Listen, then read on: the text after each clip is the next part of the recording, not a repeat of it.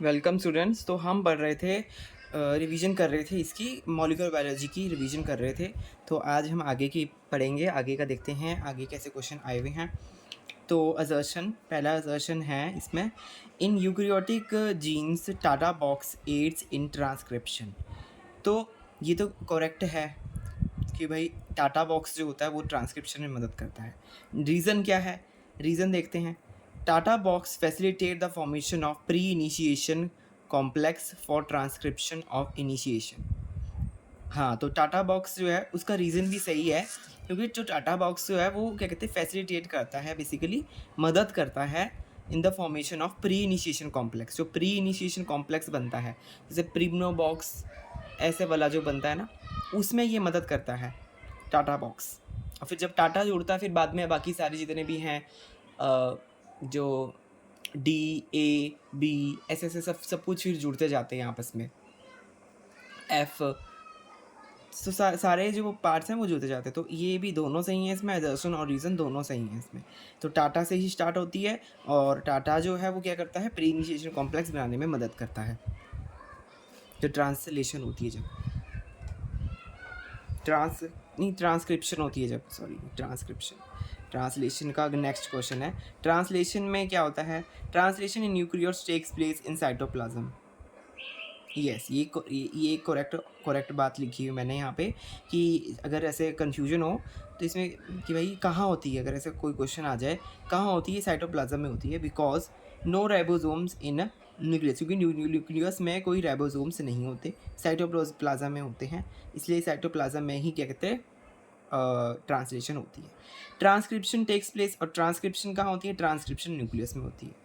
तो ट्रांसक्रिप्शन हो के, ट्रांसक्रिप्ट बन के न्यूक्लियस से बाहर आता है, जब वहाँ पे फिर जब साइटोप्लाज्म में आता है, पूरी जब ट्रांसक्रिप्शन के दौरान पूरी स्प्लाइसिंग भी हो जाती है, और कैप होती है, कैपिंग होती है, टेलिंग होती है, स्प्लाइसिंग होती है, फिर जाकर बाद में ट्रांसलेशन होती है, जब वो बाहर निकल जाता है, जब न्यूक्लियस से बाहर निकल जाता है, साइटोप्लाज्म में आ जाता है, फिर वहाँ पे साइटोप्लाज्म में क्या होती है, ट्रांसलेशन होती है। क्योंकि वहाँ पे राइबोसोम्स प्रेजेंट नहीं है न्यूक्लियस में, इसलिए वहाँ पे ट्रांसलेशन नहीं हो पाती है, और राइबोसोम तो बहुत ज़रूरी है ट्रांसलेशन के लिए। 70s राइबोसोम जो होते हैं, 30s राइबोसोम्स, तो सारे ज़रूरी हैं। नेक्स्ट देखते हैं। Next, in prokaryotes mRNA is not capped. Prokaryotes में एमआरएनए कैप्ड नहीं होती, ऑब्वियस सी बात है, कैपिंग नहीं होती है, प्रोकैरियोट्स में कैपिंग नहीं होती है। In prokaryotes DNA is replicated in cytoplasm. DNA कहाँ रेप्लिकेट होता है, साइटोप्लाज्म में रेप्लिकेट होता है, ठीक है। In single base, if single base is in middle of protein coding open reading frame is replaced with another base. अगर single base है कोई, तो अगर उसका ओपन रीडिंग फ्रेम को रिप्लेस कर दिया जाए, ओपन रीडिंग फ्रेम जो है उसका ORF रिप्लेस कर दिया जाए किसी अनदर बेस के साथ, तो कौन सा पॉसिबल ऑप्शन नहीं होगा। तो कई सारे ऑप्शन हैं यहाँ पे, कौन सा नहीं होगा उसमें से बताना है। तो पॉसिबल ऑप्शन कौन से है वो देख लेते हैं, पहले क्या क्या होगा ये देख लेते हैं, फिर लास्ट में देखेंगे क्या नहीं होगा। तो ऐसा कुछ होगा, it may not make any different in protein sequence. हाँ, तो कोई डिफरेंस नहीं आएगा, ठीक है, कोई डिफरेंस नहीं आएगा। क्या हुआ यहाँ पे, क्या हुआ, जो ओपन रीडिंग फ्रेम था मिडल में चेंज किया गया, मिडल में single base in middle of protein coding region. और हाँ, single base pair, single base जो एक बेस क्या कहते हैं, सिंगल बेस बीच में से, ओपन रीडिंग फ्रेम के बीच में से रिप्लेस किया गया किसी और बेस के साथ, किसी और बेस के साथ उसको रिप्लेस किया गया। तो क्या नहीं होगा, नहीं क्या होगा, not likely happen. Likely possible, तो लाइकली पॉसिबल क्या है वो देखते हैं। It may not make any difference in protein sequence. May not लिखा है, तो डिफरेंस मे नॉट तो नहीं आएगा यहाँ पे, क्योंकि होगा डिफरेंस तो आएगा। तो यहाँ पे मे नॉट वाला ऑप्शन है, गलत हो गया। तो डिफरेंस तो देखो आएगा, मे नॉट लिखा है, इसलिए वाला क्वेश्चन लाइकली पॉसिबल हो सकता है। तो नॉट लाइकली पॉसिबल हमें पता लगाना है, तो ये वाला ऑप्शन तो लाइकली पॉसिबल है। नॉट आ गया ना इसमें, बड़ा बड़ा नेगेटिव स्टेटमेंट है, थोड़ा इसलिए कन्फ्यूजन हो सकती है। इट में cause single amino acid mutation. Single amino mutation हो सकती है, यस हो सकती है। सिंगल अमाइनो एसिड कोई भी चीज़ बीच में चेंज हो रही है तो म्यूटेशन तो देखो होगी, है ना। It may create pre mature stop codon, कि भाई ये प्री मेच्योर स्टॉप कोडॉन बनाएगा, हाँ हो सकता है। स्टॉप कोडॉन भी बन सकता है प्री मेच्योर वे में, प्री मेच्योर वे में स्टॉप कोडॉन भी बन सकता है, ये भी बात हो सकती है, बिल्कुल सही है ये। तो क्या नहीं हो सकता, not likely to happen, mRNA will not be recruited for translation, not be recruited तो मतलब mRNA तो रिक्रूट होगा, mRNA तो ट्रांसलेशन के लिए रिक्रूट होगा, क्योंकि मिडल में दिक्कत आ रही है, पहले ही दिक्कत नहीं है ना, शुरुआत में दिक्कत नहीं है, बीच में कहीं पे दिक्कत है जाके, तो रिक्रूट तो होगा। फंक्शन आगे बेसिक ना हो, फंक्शन कुछ बनकर ना आए वो अलग बात है, बट रिक्रूट तो होगा, इसलिए ये वाला ऑप्शन गलत हो जाता है। आगे देखते हैं, आगे यहाँ पे मैंने लिखा है, ये सब जो रिवीजन चल रही है ये क्वेश्चन कि क्वेश्चन कहाँ से आ सकता है, कैसे आ सकता है, इनसे क्वेश्चन आ सकता है, तो ये सब बातें इस दिमाग में होंगी तो हमें क्या कहते हैं क्वेश्चंस करने में आसानी होगी, इसलिए मैं ये सारा कुछ करवा रहा हूँ। तो अब देखते हैं नेक्स्ट, ये मैच द फॉलोइंग मैंने लिखा हुआ है। mRNA का क्या है, mRNA क्या है, क्या करता है, mRNA प्रोवाइड करता है टेम्पलेट फॉर ट्रांसलेशन के लिए टेम्पलेट प्रोवाइड करता है। tRNA क्या करता है, ट्रांसलेशन के लिए लेके जाता है अमाइनो एसिड्स को। और snRNA क्या करता है, इन्वॉल्व इन RNA स्प्लाइसिंग में मदद करता है। snRNA small nucleolar RNA splicing करने में मदद करता है। और siRNA क्या करता है, इनहिबिट जीन एक्सप्रेशन को इनहिबिट करता है। SI से पता चल रहा है ये क्या कहते हैं, नेगेटिव वाला काम करता है, क्या करता है, इनहिबिट करता है, जीन के एक्सप्रेशन को इनहिबिट करता है। नेक्स्ट देखते हैं, which endonucleases do involve in post transcription gene silencing, transcriptional gene silencing में कौन सा एंडोन्यूक्लियस जो होता है वो इन्वॉल्व होता है, कौन सा एंडोन्यूक्लियस इन्वॉल्व होता है, वो है डाइसर जो क्या कहते हैं प्रोटीन है वो इन्वॉल्व होता है, डाइसर प्रोटीन जो है वो इन्वॉल्व होता है। विच एंडोन्यूक्लियस कौन सा, डाइसर नाम का प्रोटीन जीन साइलेंसिंग में, पोस्ट ट्रांसक्रिप्शन जीन साइलेंसिंग में ये यूज होता है।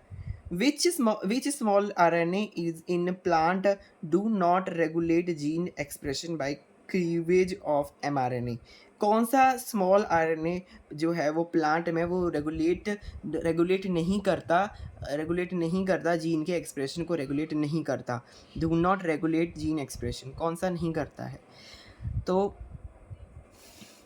Small RNA do not regulate gene expression, जो रेगुलेट नहीं करते जीन के एक्सप्रेशन। एक है HCSI-RNA, HC का मतलब है हेट्रोक्रोमेटिन siRNA, ठीक है। साइलेंसिंग RNA, SI का मतलब साइलेंसिंग है बेसिकली। तो ये क्या करता है, साइलेंसिंग RNA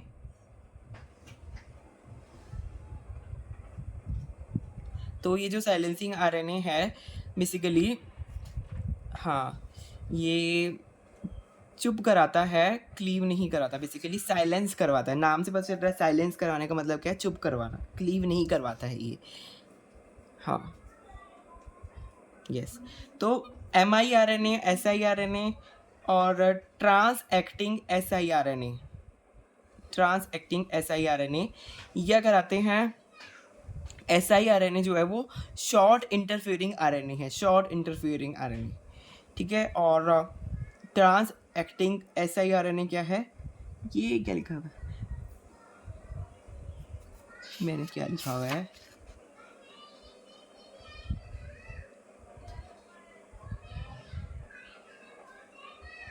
तो इसको छोड़ दो, ये ट्रांस एक्टिंग SIRNA इसको रहने दो फिलहाल, मुझे समझ नहीं आ रहा क्या लिखा है।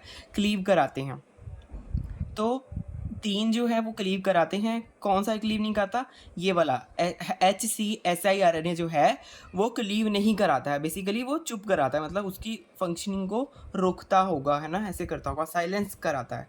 तो ये साइलेंसिंग से SI का मतलब साइलेंसिंग, उसे याद रख सकते हैं। HC वाला HCSI-RNA, HC हेट्रोक्रोमेटिन वाला कौन क्लीव कराते हैं, MIRNA SIRNA और ट्रांस एक्टिंग SIRNA, ये क्या कहते हैं, क्लीव करवाते हैं। नेक्स्ट क्वेश्चन देखते हैं, RNAi or post-translational gene silencing is a conserved biological response to presence of RNAi interfering RNA होता है और post transcriptional gene silencing conserved biological response. तो किसके लिए उसका बायोलॉजिकल रिस्पॉन्स होता है? उसको डबल स्टैंडर्ड RNA के तब जब डबल स्टैंडर्ड RNA होता तब उसका ये रिस्पॉन्स देखने को मिलता है। Enzyme involved in repair of DNA damage induces by UV light. कौन सा एंजाइम जो है वो यूवी लाइट की प्रेजेंस में डीएनए डैमेज को रिपेयर करता है? वो है फोटोलाइगेस एंजाइम। नेक्स्ट देखते हैं, xeroderma pigmentosa is associated with defects in, किसकी वजह से होता है जीरोडर्मा पिगमेंटोसा? ये NER nuclear excision nucleotide excision repair जो है उसमें ये दिक्कत होती है ना, जब उसमें जब डिफेक्ट होता है NER में, तब ये एसोसिएटेड डिफेक्ट देखने को मिलता है, जो कि है आँख का होता है, ये आँख की प्रॉब्लम है ये। हाँ, डिफेक्ट जो है आइज़ में होता है, आइज़ में। तो जीरोडर्मा पिगमेंटोसा।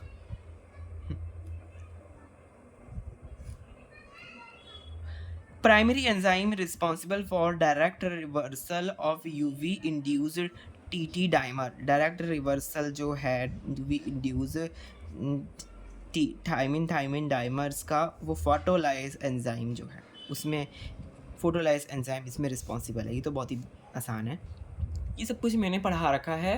आप प्ले लिस्ट में जाएंगे तो आपको वहाँ पे मॉलिक्यूलर बायोलॉजी के लेक्चर्स दिखेंगे, तो उस मॉलिक्यूलर बायोलॉजी के जो लेक्चर्स हैं उनमें सब कुछ प्रेजेंट है, उनमें मतलब सारा कुछ मैंने पढ़ाया हुआ है अच्छे से। आप उसमें देखना क्लासेस, तो आपको सब कुछ समझ में आ जाएगा। DNA पॉलीमरेज प्रोसेसिविटी का मतलब होता है कि DNA पॉलीमरेज किस वे में काम कर रहा है, किस स्पीड से काम कर रहा है। प्रोसेसिविटी का मतलब स्पीड से रिलेटेड है, स्पीड से रिलेटेड। तो measure the number of nucleotide joint before, तो कितने नंबर जो है न्यूक्लियोटाइड के कितनी अमाउंट जो है है ना, नंबर बेसिकली है ना, वो मेजर करता है कि कितने नंबर न्यूक्लियोटाइड जो है वो ज्वाइन कर गए बिफोर द पॉलीमरेज डिसोसिएट, किससे? पॉलीमर के डिसोसिएशन होने से पहले कितने वो ज्वाइन कर गए। In temperature sensitive mutated bacteria at non-permissive temperature, there a huge accumulation of Okazaki fragment. Bacteria mutant for, वो बैक्टीरिया किसके लिए म्यूटेंट है? In temperature sensitive mutant, temperature sensitive mutant एक बैक्टीरिया है और non permissive temperature there is, उसमें क्या कहते हैं बहुत सारे ओकाजाकी फ्रैगमेंट है। तो बैक्टीरिया किस चीज़ में लैकिंग है? तो DNA लाइगेज जो है उसमें लैकिंग है। लाइगेज का काम होता है जोड़ना। ओकाजाकी फ्रैगमेंट्स क्या होते हैं? ऐसे ऐसे ऐसे ऐसे वो छोड़ के जाते हैं और बीच में इनको गैप जो होता है, गैप को फिल करने के लिए चाहिए होता है DNA लाइगेज चाहिए होता है। तो जब DNA लाइगेज म्यूटेंट होगा तो ओकाजाकी फ्रैगमेंट्स जुड़ेंगे नहीं और बहुत सारे इकट्ठे हो जाएंगे, बहुत सारे होंगे, जुड़ेंगे नहीं तो इनको ओकाजाकी फ्रैगमेंट बोलेंगे, तो जुड़ जाएंगे, फिर तो सीधा एक पूरा बन जाएगा। तो वो तो बन ही नहीं रहा, वो तो टेम्पलेट से रीड करके जो है ओकाजाकी बन रहे हैं, बट ये पूरा DNA बन ही नहीं रहा। तो ओकाजाकी फ्रैगमेंट्स बचे हुए इतने सारे, क्योंकि हुए हैं वो, क्योंकि DNA लाइगेज की म्यूटेशन है। आगे देखते हैं, one strand of double stranded DNA is mutated changing all cytosine to uracil.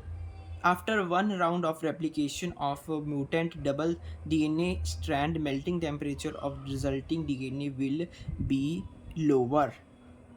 अच्छा, तो इसमें क्या हुआ? इसमें क्या हुआ? One strand of double stranded DNA, इसमें म्यूटेशन हुई।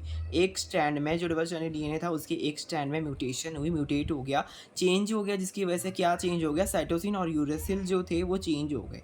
आफ्टर वन राइड ऑफ एक राउंड ऑफ रेप्लिकेशन के एक राउंड के बाद म्यूटेंट DNA के जो है ना मेल्टिंग में क्या कहते हैं फ़र्क देखने को मिला। तो वो फ़र्क क्यों आया? क्योंकि उसमें क्या हुआ, देखिए ये दोनों जो C और G थी, इसके ट्रिपल बॉन्ड होते हैं, तो वो कन्वर्ट हो गया डबल बॉन्ड में, U और A में कन्वर्ट हो गया, तो उस पर तो डबल बॉन्ड है, तो मेल्टिंग पॉइंट जो है वो घट गया, तो इसको मेल्ट करना इजी है। जो डबल बॉन्ड है इनको मेल्ट करना इजी है, जो जल्दी टूट जाएंगे, ट्रिपल बॉन्ड थोड़ा लेट टूटते हैं। तो ये फ़र्क देखने को उसमें मिला। साइटोसिन की जगह पे क्या चेंज हुआ था म्यूटेशन में, साइटोसिन की जगह पे आ गया यू आ गया। फिर यू जो है वो तो ए के साथ पेयर बनाएगा, तो फिर ए के साथ पेयर बनाया फिर उसने, तो इसलिए चेंजेस देखने को मिले। तो कम होएगा, आंसर है कम हो जाएगा, डीएनए का जो मेल्टिंग पॉइंट है वो कम हो जाएगा। नेक्स्ट देखते हैं, not found in E coli replication fork. E coli की रेप्लिकेशन फॉर्क में क्या प्रेजेंट नहीं होता? पीसीएनए जो है वो प्रेजेंट नहीं होता ई कोलाई के रेप्लिकेशन फॉर्क में। पीसीएनए बेसिकली इनका कोई फंक्शन, इनका फंक्शन जो होता है वो सब्स्टिट्यूट, बेसिकली ये एक्सेसरी की जो एक्सेसरी होते हैं ना, हाँ एक्सेसरी कंपोनेंट्स होते हैं, ये मदद करवाते हैं उसके। पीसीएनए जो है वो मदद करवाता है डीएनए रेप्लिकेशन के टाइम पे। रेप्लिकेशन फॉर्क नहीं, ई कोलाई में नहीं होती, ये ई कोलाई में नहीं होता। ये कहाँ प्रेजेंट होता है? ये होता है प्राइमेज में, डीएनए में और single stranded DNA binding protein, इनकी मदद करवाने में ये काम आता है पीसीएनए। मॉलिकुलर चैपेरॉन कौन सा है? डीएनए के जो है एक प्रकार का मॉलिकुलर चैपेरॉन है, प्रोटीन फोल्डिंग में मदद करता है। Analysis of nucleotide sequence reveals proportion. एक न्यूक्लियोटाइड का सीक्वेंस का एनालिसिस किया गया, तो वहाँ पे क्या देखा कि ATGC के कुछ, यहाँ पे देखिए ये लिखा हुआ है, इसकी रेशो लिखी हुई है, इस प्रकार से ये प्रेजेंट है। The type of DNA concluded, तो इससे क्या पता लगता है कि कौन सा डीएनए का टाइप है? ए इसमें 0.40 लिखा है, टी इसमें 0.85 लिखा है, सी इसमें 1.56 लिखा है, तो जी इसमें 1 लिखा है। तो ये कौन सा प्रकार का डीएनए है, इससे क्या पता लगता है? तो ये एक डबल स्ट्रैंडेड डीएनए है, equal to AT equal to CG। AT जो है वो जी के इक्वल है, नहीं डबल स्ट्रैंडेड में सॉरी ये सिंगल स्ट्रैंडेड डीएनए है, क्योंकि AT इसमें आपस में इक्वल नहीं है। AT और CG जो होते हैं वो आपस में इक्वल होने चाहिए, यहाँ पे इक्वल नहीं है। डबल स्ट्रैंडेड में क्या होता है, AT और CG जो है वो आपस में इक्वल होते हैं, बट यहाँ पे नहीं है, तो ये सिंगल स्ट्रैंडेड डीएनए होगा। आगे देखते हैं, when DNA molecule from a complex genome are denatured, then returned to conditions that favors duplex formation, the strands re-anneal. Which statement about renaturation is correct? कौन सी स्टेटमेंट रीनेचुरेशन के हिसाब से correct है? DNA molecule एक complex genome का जो DNA उसको denature किया गया और फिर दोबारा से उसको कंडीशन में डाला गया जो कि फेवर करते हैं ड्यूप्लेक्स की फॉर्मेशन। पहले तो उसको तोड़ा गया, फिर बाद में दोबारा से ड्यूप्लेक्स बनाया गया जब रीअनील किया गया। तो क्या स्टेटमेंट रीनेचुरेशन की करेक्ट है? तो यहाँ पे स्टेटमेंट जो करेक्ट है वो मैंने लिखी हुई है, तो देखते हैं उसको। Stand with same overall AT composition will Anil in fastest category. जो स्ट्रैंड होते हैं, स्ट्रैंड विद सेम, जिसका सेम ओवरऑल AT कंपोजिशन होता है, सेम ओवरऑल कंपोजिशन होता है जिसका, वो री अनील करते हैं, will anneal fastest category, fast नहीं करने।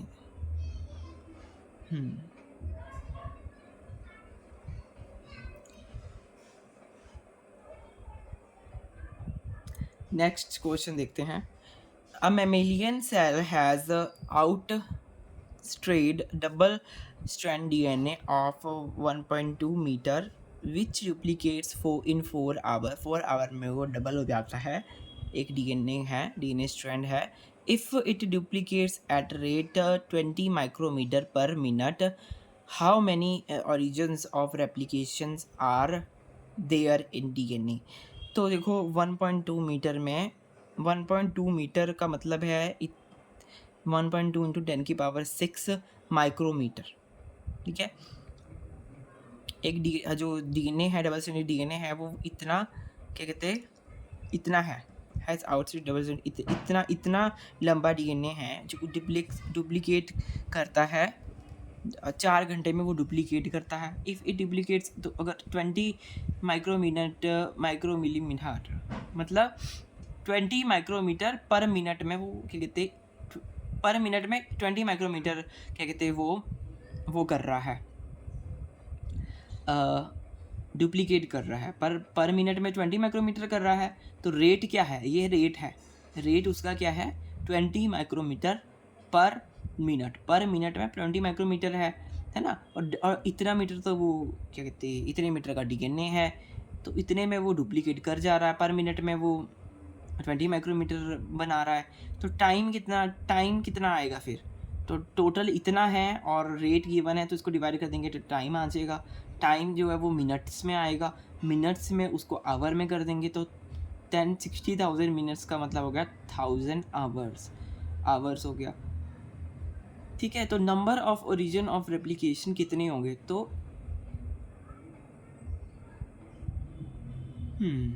तो total number of origin of replication, तो 1000 से डिवाइड करेंगे 4 आवर्स को, 4 आवर्स में डुप्लीकेट करता है। यहाँ पे कंडीशन दी थी कि 20 माइक्रोमीटर पर मिनट करता है, तो उसके हिसाब से वो टाइम आ गया। पर हमें तो डुप्लीकेट्स कर रहा है वो, हमें नहीं ओरिजिन ऑफ रेप्लिकेशन देखने की कितने अपनी उसमें रेप्लिकेशन होंगी। तो ओरिजिन ऑफ रेप्लिकेशन वो उसके जो हमारे को यहाँ पे टाइम है हमने निकाला है 1000 आवर, इससे डिवाइड कर देंगे जिसमें ये डुप्लीकेट हो रहा है, जो टाइम गिवन है 4 आवर, तो ये आएगा 250 ओरिजिन ऑफ रेप्लिकेशन उसमें है। तो इस प्रकार से ऐसा कोई क्वेश्चन आ जाता है। ठीक है, तो अब नेक्स्ट देखते हैं ओकाजाकी फ्रेगमेंट्स क्या हैं। ओकाजाकी फ्रेगमेंट्स शॉर्ट स्ट्रेच जो होते हैं बीच बीच के, ऐसे मैंने भी बताया था, ऐसे स्ट्रेच होते हैं, है ना, stretch of DNA attach to RNA primer, जो आरएनए प्राइमर के साथ डीएनए अटैच्ड होते हैं वो होते हैं ये, और लेगिंग स्ट्रैंड में आरएनए प्राइमर के साथ जो डीएनए अटैच होते हैं वो वाले होते हैं। Telomere consist of single sequence repeats, जो टीलोमियर होते हैं, टीलोमियर एंड में प्रेजेंट होते हैं टीलोमियर, ठीक है, and consist of single sequence repeat होते हैं टीलोमियर में। Telomere consist of single sequence repeats, किसके सिंगल सीक्वेंस रिपीट्स होते हैं उसमें, TG rich strand that interact with protein, जो कि इंटरैक्ट करता है प्रोटीन के साथ इंटरैक्ट करता है। Telomeric DNA does not contain, telomeric DNA में क्या होता नहीं होता है, उसमें एटी रिच सीक्वेंस नहीं होता है। ठीक है, ऑब्वियसली यहाँ पे लिखा हुआ है टीलोमेरिक डीएनए में क्या होता है, टीजी होता है, टीजी रिच होते हैं, एटी रिच नहीं होते। डीएनए वन क्या करता है, डीएनए वन क्लीव करता है double strand and single strand DNA को क्लीव करता है। एल्कलाइन फॉस्फेट, ये मैच द फॉलोइंग में से आया है क्वेश्चन, मैच द फॉलोइंग में। तो एल्कलाइन फॉस्फाटेज का मतलब है फॉस्फेट को रिमूव करना, वही यहाँ पे मैंने लिखा हुआ है 5' एंड में, ये फॉस्फाटेज जो है फॉस्फेट ग्रुप को रिमूव करता है। डीएनए पॉल वन निक ट्रांसलेशन करने में मदद करता है, मतलब वहाँ पे निक क्रिएट करता है और ट्रांसलेशन होती है फिर। एंड एसआई एंडोन्यूक्लियस का क्या मतलब है, क्लीव करता है ओनली सिंगल स्ट्रैंडेड डीएनए को ये क्लीव करता है। नेक्स्ट देखते हैं, हाँ, topoisomerases 1 does not require ATP even though it does cleave and ligation of DNA. Topoisomerases 1 उसको एटीपी की ज़रूरत नहीं है, टोपोआइसोमेरेसिस 1 को, even though it has cleavage and ligation of DNA, जबकि उसके पास क्लीवेज और लाइगेशन, डीएनए की क्लीवेज और लाइगेशन में वो काम करता है। वो ऐसा क्यों, क्योंकि it conserve energy during cleavage by binding with tyrosine of an enzyme and reused. हाँ, क्लीवेज भी करता है, लाइगेशन भी करता है, फिर भी इसको एटीपी की रिक्वायरमेंट क्यों नहीं है, क्योंकि ये अपनी एनर्जी को कंजर्व करता है by liberating cleavage by binding with tyrosine of enzyme. जब वो बाइंड करता है किसके दौरान, क्लीवेज के दौरान जब वो बाइंड करता है, तब वो टायरोसिन, जो उसका टायरोसिन है, एंजाइम का जो टायरोसिन है उसमें है ना, उसके साथ जो है टायरोसिन, जो एंजाइम में जो टायरोसिन है, उससे वो एनर्जी को लिबरेट करता है और कंजर्व करके रखता है और दोबारा रीयूज़ करता है। फिर ये काम है। ये याद रखनी बात है कि ये अब दोबारा क्यों नहीं करता, क्योंकि ये टायरोसिन जो है एंजाइम में जो टायरोसिन होता है ना, टोपोआइसोमेरेसिस, उसमें जो टायरोसिन है बेसिकली, ये कितना गहराई वाला क्वेश्चन हो गया कि एंजाइम जो टोपोआइसोमेरेसिस एंजाइम है उसका जो टायरोसिन है वो जो है वो एनर्जी को क्या कहते हैं कंजर्व करने में मदद कर रहा है बेसिकली। ठीक है, आगे बढ़ते हैं।